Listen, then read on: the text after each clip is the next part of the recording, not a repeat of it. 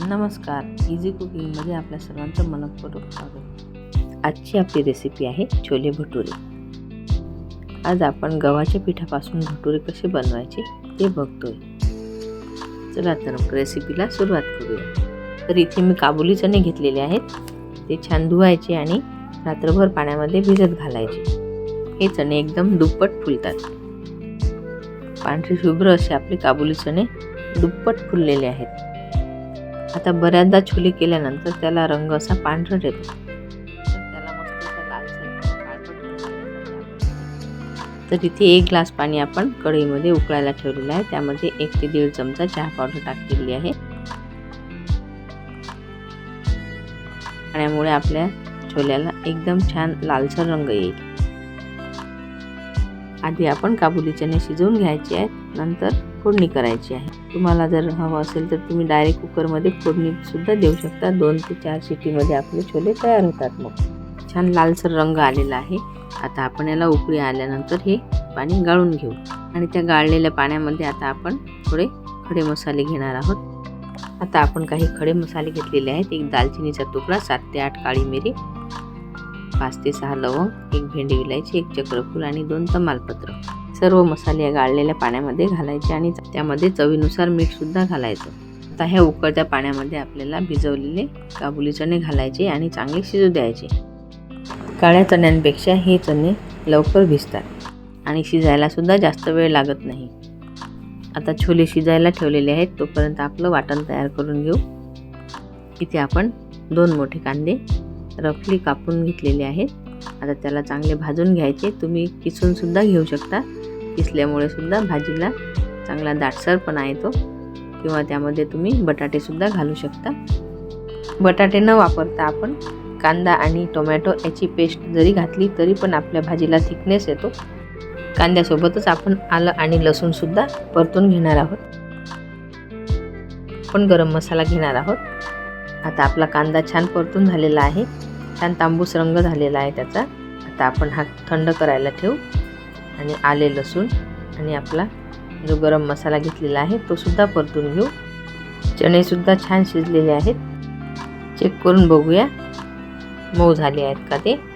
छान झालेले आहेत। आणखी थोडी वाफ येऊ देऊ त्याला, पर्यंत आपलं वाटण तयार होईल। वरती दिसतायत ही पानं आपण काढून टाकू शकतो। थोडं सुकं खोबरं सुद्धा घ्यायचं। आलं आणि लसूण सुद्धा परतून झालेला आहे। लवंग, मिरे, दालचिनी, मोठी विलायची, तेजपत्ता आणि चक्रीफूल सुद्धा आपण भाजून घेतलेला आहे। याचा आता आपण वाटण तयार करून घेऊ। वाटण तयार झालेलं आहे। या भटुरेसाठी लागणारं पीठ आपण मळून घेऊ आधी, नंतर याला फोडणी देऊ। तोपर्यंत कढईमध्ये तेल तापवायला ठेवून देऊ।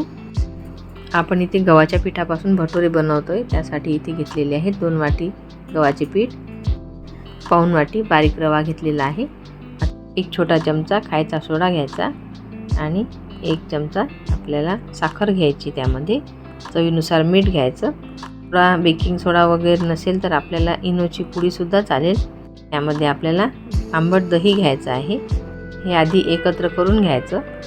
आवश्यकतेनुसार पाणी घालून आपण त्याचा घट्टसर गोळा तयार करून घेऊ आणि त्याला 10-15 मिनिट मुरत ठेवू, तोपर्यंत आपली भाजी तयार होईल।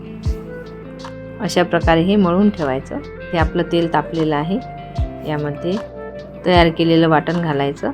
तेल सुटेपर्यंत आपला मसाला छान परतून घ्यायचा। तेल सुटल्यानंतर आपण यामध्ये सुके मसाले घालणार आहोत। आपल्या आवडीनुसार लाल मिरची पावडर घ्यायची, थोडी काश्मीरी लाल मिरची, कसुरी मेथी आणि हळद। मसाल्यांमध्ये घेतलेले आहे धना पावडर, आमचूर पावडर, किचन किंग मसाला, छोले मसाला, गरम मसाला, हिंग। आपण यामध्ये टोमॅटोचा वापर केलेला नाही, तर यामध्ये टोमॅटोची प्युरी किंवा कांद्यासोबत टोमॅटो भाजून बारीक करू शकता। टोमॅटोचा वापर न करता सुद्धा ह्या भाजीला छान चव येते। कमी मसाल्यांमध्ये सुद्धा ही भाजी अतिशय चविष्ट होते। तुम्ही कांद्याची पेस्ट न करता किसून वापरला तरी सुद्धा ह्या भाजीला छान दाटसरपणा येतो। चवीनुसार मीठ घालून घेऊ। थोडं गरम पाणी घालायचं आणि छान मसाले परतून घ्यायचे। तेल सुटेस्तोवर परतून घ्यायचा।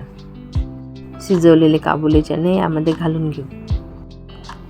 आपल्या आवडीनुसार यामध्ये गरम पाणी घालायचं आणि छान उकळी येऊ द्यायची. शिजवलेले चणे आपण मॅश करून सुद्धा यामध्ये घालू शकतो, त्याने सुद्धा आपला रस्सा दाटसर होईल. आवश्यकतेनुसार पाणी घालून घ्यायचं. आता यावरती आपण हिरव्या मिरचीचा तडका देऊ.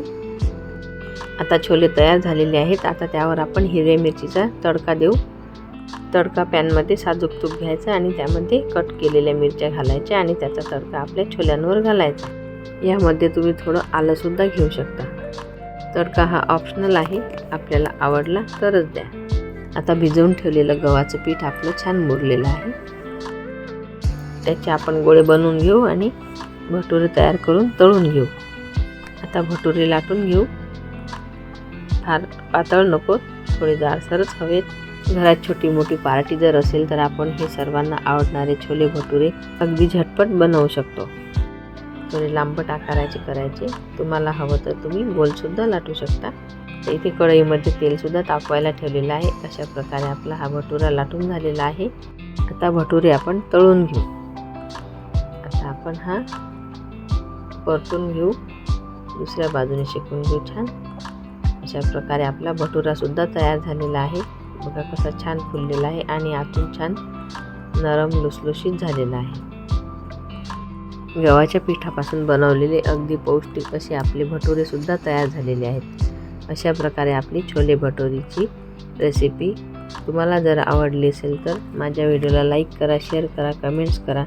तसेच माझ्या चॅनलवरती नवीन असाल तर माझे पहिलेचे व्हिडिओ नक्की बघा. तसेच माझ्या चॅनलला सबस्क्राईब केलं नसेल तर जरूर सबस्क्राईब करा. सोबत बेल आयकॉनला क्लिक करा. व्हिडिओ बघितल्याबद्दल धन्यवाद.